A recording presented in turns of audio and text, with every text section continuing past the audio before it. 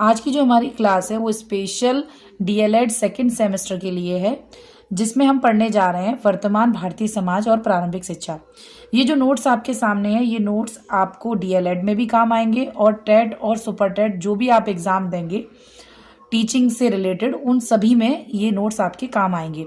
तो चलिए हम देखते हैं आज हम किस टॉपिक को स्टडी करेंगे। तो सबसे पहले हमारे सामने है खंड क, और खंड का में दे रखा है प्रारंभिक शिक्षा।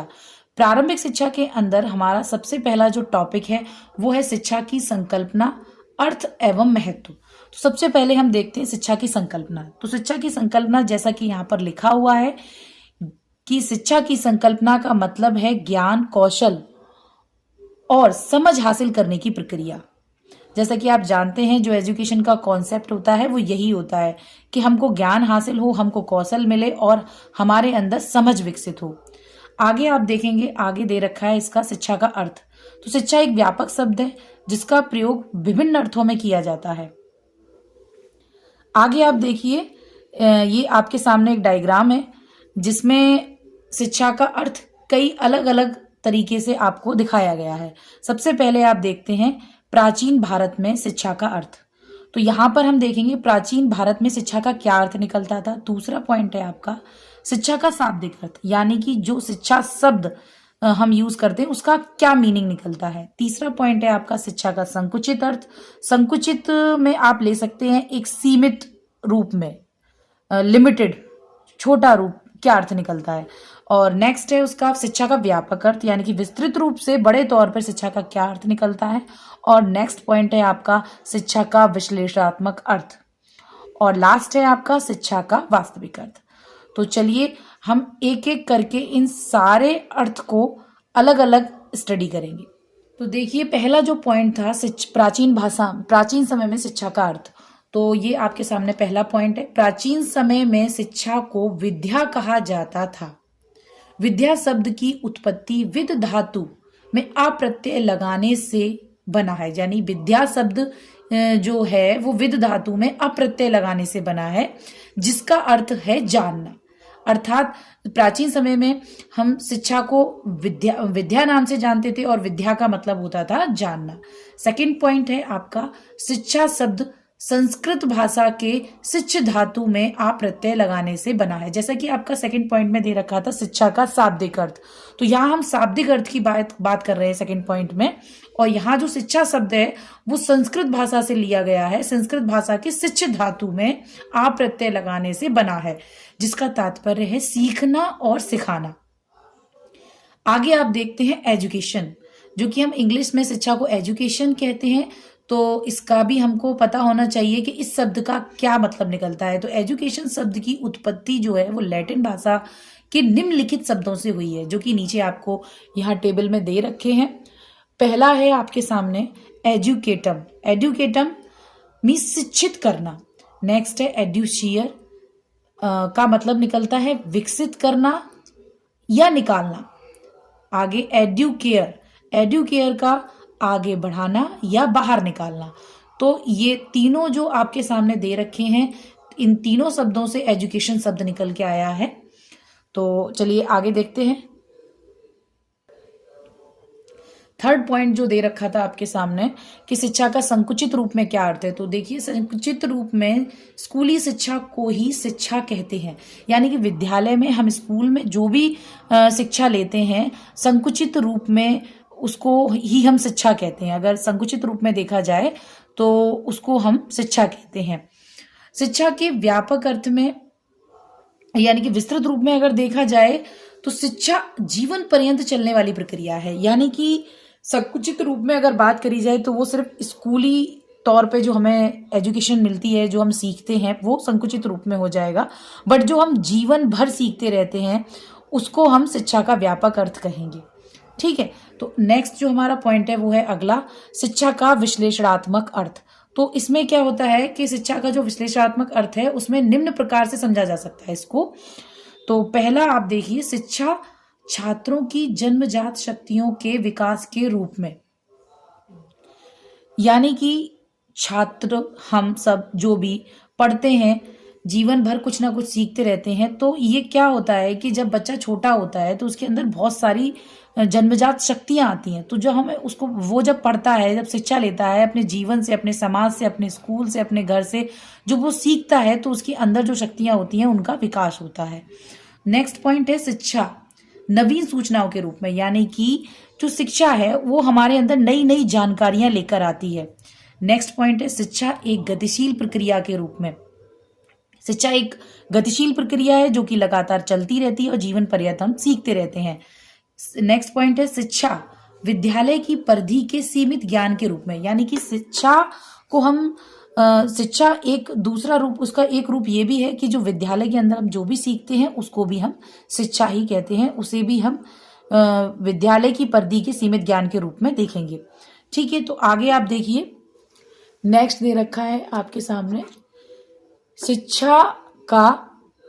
शिक्षा के वास्तविक अर्थ से तात्पर्य है, यानी कि छठवां पॉइंट जो हमारा था वो था शिक्षा का वास्तविक अर्थ। शिक्षा को वास्तविक अर्थ में क्या निकलता है, तो वास्तविक अर्थ से तात्पर्य है वह शिक्षा जिसमें संकुचित तथा व्यापक दोनों रूप नहीं होते, यानी कि जो शिक्षा हम स्कूल में स्पेशल तौर पे सीखने के लिए जाते हैं तो वो भी, यानी कि संकुचित रूप भी, दूसरा जो हम स्कूल के बाहर अपने जीवन में, अपने समाज से और जीवन पर्यंत हम जो सीखते रहते हैं वो दोनों ही रूप इसमें शामिल होंगे। यही शिक्षा का वास्तविक अर्थ है। नेक्स्ट आप देखेंगे, आपके सामने एक परिभाषा दे रखी है। रेमंड के अनुसार शिक्षा मानव जीवन के विकास की वह प्रक्रिया है जो शैशव से प्रौढ़ावस्था तक चलती रहती है। अर्थात शिक्षा विकास का वह क्रम है जिससे मानव अपने आप को आवश्यकता अनुसार भौतिक, सामाजिक तथा आध्यात्मिक वातावरण के अनुसार बना लेता है।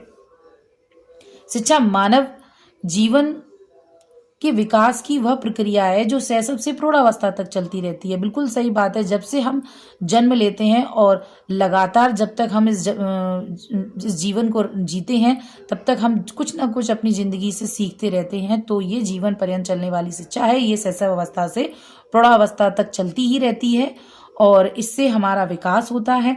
इससे हमारे कई तरीके के विकास होते हैं। भौतिक विकास होता है, सामाजिक विकास होता है, आध्यात्मिक विकास होता है, हमारा सर्वांगीण विकास होता है और अपने आप को हम वातावरण के अनुसार बना लेते हैं। आगे यहाँ पे हमारे पास दे रखे हैं याद रखने योग्य बिंदु। तो इन बिंदुओं को याद रखना बहुत ज़रूरी है। ये हर एग्जाम में 1 नंबर के जितने भी बहुविकल्पीय प्रश्न आते हैं उन सभी में ये पूछे जाते हैं। तो देखिए क्या है ये पॉइंट। शिक्षा विकास की प्रक्रिया है, जो कि बहुत सरल सी बात है। ये हम समझ चुके हैं कि शिक्षा हमारा विकास करती है। शिक्षा सचेतन प्रक्रिया है, बिल्कुल ठीक है। जब हम चेतन अवस्था में होंगे, बिल्कुल हम कॉन्शियस माइंड से बैठे होंगे तभी हम कुछ सीख पाएंगे। अगर हम अनकॉन्शियस माइंड से बैठे हुए हैं, हम अचेतन अवस्था में हैं, तो हम वो नहीं सीख पाएंगे। तो शिक्षा सचेतन प्रक्रिया है। शिक्षा आजीवन चलने वाली प्रक्रिया है, बिल्कुल ठीक बात है। ये जीवन पर्यंत चलती है। शिक्षा एक गतिशील प्रक्रिया है, जी हाँ बिल्कुल, बिना रुके चलने वाली प्रक्रिया है। शिक्षा एक द्विमुखी प्रक्रिया है, जी द्विमुखी प्रक्रिया है, बिल्कुल ठीक बात है। क्योंकि इसमें क्या होता है कि एक आपके पास एक श्रोता होता है और एक वक्ता होता है, यानी कि एक सिखाने वाला होता है और एक सीखने वाला होता है। एक गुरु होता है, एक शिष्य होता है। इस तरीके से अगर देखा जाए तो ये द्विमुखी प्रक्रिया है। शिक्षा एक त्रिमुखी प्रक्रिया है। इसको त्रिमुखी प्रक्रिया भी कहा जाता है क्योंकि सीखने और सिखाने वाले के साथ साथ हमारे पास कुछ पाठ्यक्रम भी होना चाहिए जिसको हमें सीखना है। तो इसी तरीके से ये त्रिमुखी हो जाएगी, जिसमें पहला गुरु, शिष्य और उसका पाठ्यक्रम, शिक्षक, छात्र और पाठ्यक्रम, ये तीनों मिलकर त्रिमुखी प्रक्रिया बनेगी। शिक्षा अनुभवों के पुनर्गठन एवं पुनर्रचना की सतत प्रक्रिया है, बिल्कुल सही बात है। शिक्षा जो भी हम कुछ सीखते हैं वो अपने अनुभवों से ही सीखते हैं। उन्हीं अनुभवों पे हम जो भी अपने लाइफ में समझ विकसित करते हैं तो वही हमारी शिक्षा है और ये लगातार सतत रूप से चलती रहती है। नेक्स्ट आप आगे देखेंगे शिक्षा का महत्व। तो जो शिक्षा का महत्व है, इसमें देखिए महत्व की दृष्टि से शिक्षा के कार्य इस प्रकार है। शिक्षा का तो बहुत महत्व है, हमारे जीवन में पूरा महत्व शिक्षा का ही है। जो भी कुछ हम सीखते हैं, जो भी कुछ समझते हैं, वो सब शिक्षा ही है। तो अब इसके क्या क्या कार्य हैं ये हम देख लेते हैं। शिक्षा के कार्य हैं जो यहाँ पे डिवाइड किए गए हैं अलग अलग इनको क्लासिफाई किया गया है। पहला है व्यक्ति संबंधी, दूसरा समाज संबंधी, तीसरा राष्ट्र संबंधी और चौथा वातावरण संबंधी। तो पहले हम डिस्कस करते हैं व्यक्ति संबंधी शिक्षा के क्या क्या कार्य हैं। सबसे पहला पॉइंट है आंतरिक शक्तियों का विकास करना, यानी कि जो भी हमारे अंदर जन्मजात शक्तियां आती हैं वो हमारी सिर्फ और सिर्फ शिक्षा से ही विकसित होती हैं। नेक्स्ट पॉइंट है संपूर्ण व्यक्तित्व का विकास करना, संपूर्ण व्यक्तित्व का पूर्ण विकास करना। तो हमारा जो व्यक्तित्व है उसका पूरी तरीके से विकास तो सिर्फ शिक्षा के माध्यम से ही हो सकता है। नेक्स्ट है भावी जीवन की तैयारी, आगे आने वाला हमारा जो जीवन है उसकी तैयारी भी हम शिक्षा के बल पर ही करते हैं। नेक्स्ट पॉइंट है समाज संबंधी, सामाजिक नियमों का ज्ञान।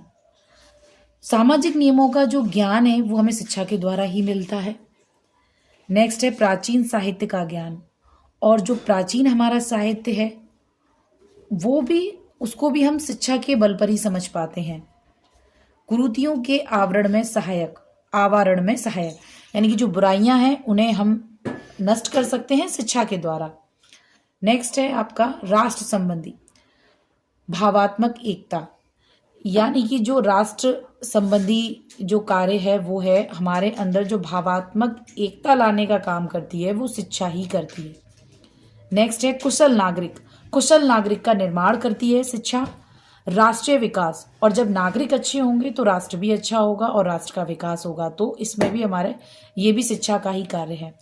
नेक्स्ट है वातावरण संबंधी, तो वातावरण संबंधी कार्य में आप देखेंगे वातावरण से समायोजन, जो जीव इस पृथ्वी पर आता है जन्म लेता है जैसे कि मनुष्य, तो वो इस वातावरण के साथ समायोजन बिठाने में शिक्षा का बहुत बड़ा योगदान रहता है। वातावरण का अनुकूलन, और शिक्षा के बल पर ही हम वातावरण को अपने अनुकूल बना पाते हैं और उसमें समायोजित हो पाते हैं। अब हम इसी में देखेंगे जो कि हमारा पहले था व्यक्ति संबंधी कार्य शिक्षा के थे, उसी में हम नेक्स्ट पॉइंट देखेंगे नैतिक उत्थान करना। नैतिक उत्थान हमारा शिक्षा के द्वारा होता है। मानवीय गुणों का विकास करना, और जो मानव के गुण हैं उनका विकास भी शिक्षा के द्वारा ही होता है।